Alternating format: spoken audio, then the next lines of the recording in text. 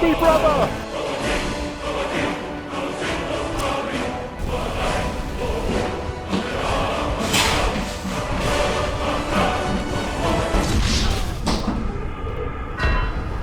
I've explored almost every corner of Skyrim, but I've never truly lived it.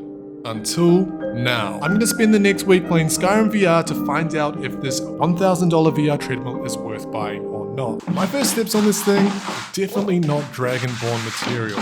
More like Bambi on ice. It took a solid 5 minutes to get even remotely comfortable before even thinking about VR. And my Skyrim adventure began in a cramped dungeon. Definitely a bad choice. This treadmill feels less like walking and more like controlled sliding. And small movements like picking up loot or navigating tight spaces honestly was pretty clunky. Definitely hoped it was just a skill issue. I'd also just spent 2.5 hours assembling this beast. And speaking of, a massive thank you to Cat VR for sending over this Catwalk C2 core. If you're curious, there's a link in the description with a $130 discount. But after battling through that dungeon, my initial thoughts were a little bit unsure.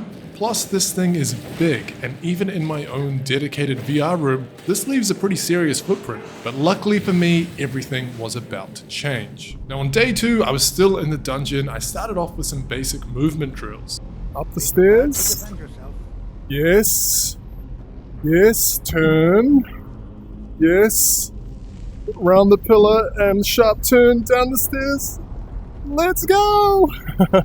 And then I finally broke free. And when I stepped out into Skyrim's open world, wow, that's when the true beauty of this device really hit me. And I made myself a rule, no fast travel, every quest, every journey suddenly felt massive, like a real expedition. And Skyrim VR holds a very special place in my heart. It's actually why I got into VR years ago. But since the Quest 3 and with mixed reality, I've drifted from joystick-driven VR games because moving with the thumbstick just isn't very enjoyable for me. And instead I spend most of my time moving in mixed reality with my actual feet. But this treadmill changes that. And okay, sure, it's not exactly like walking, but out here, it tricks your brain just enough. And I even found myself breaking into a natural jog or even a sprint, and it felt incredible. Even the wildlife becomes something to consider.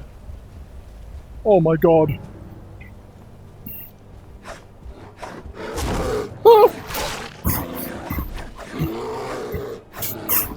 By day 3, I was really starting to get it. Running felt a lot more comfortable and my form had improved quite a bit. But let me tell you that this is way harder than walking in real life. This almost frictionless surface still has quite a bit of friction and you're kind of constantly dragging your feet back. My calves were screaming after every 30-minute session and my IRL stamina was depleting before my in-game stamina, which is a pretty funny problem to have. Now in-game, I also sort of found my groove, a channel destruction spell in one hand and a one-handed sword in the other, sort of weaken in the flames and then charge in to finish them off. Felt pretty good. In day 4, I started experimenting with some of the Cat Nexus features. This major change today is I've changed the settings so that once I start sprinting or once I start running, it will automatically activate the sprint in Skyrim. So right now I'm walking and you can see I'm not using any stamina, but once I start running, there it goes. There we go, stamina is being used. Love to see it. Oh my Garmin. That's my pace, like a 9-minute. It definitely feels a lot harder than a 9-minute K right now, my god. I also enabled some gesture-based magic, so raising my arm would summon my wolf. Summon wolf! Go boy! Go on! Yeah, fuck him up! And this is what I absolutely love about VR.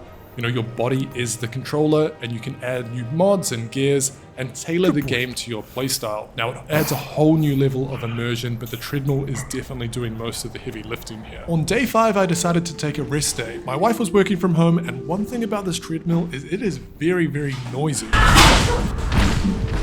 Not only that, but the arches of my feet were starting to get quite sore, so I decided it was a good idea to let them rest anyway. 2 potential things to consider if you share a house with someone or if you have sensitive feet. Day 6, the feet were still a little tender, but I was just too excited to play. It was time for full immersion. I even donned the wizard robes, and get this, the Dragonborn speaks naturally mod installed. So with the dialogue options, instead of selecting them with your joystick, you just say them. We need to find the Staff of Magnus.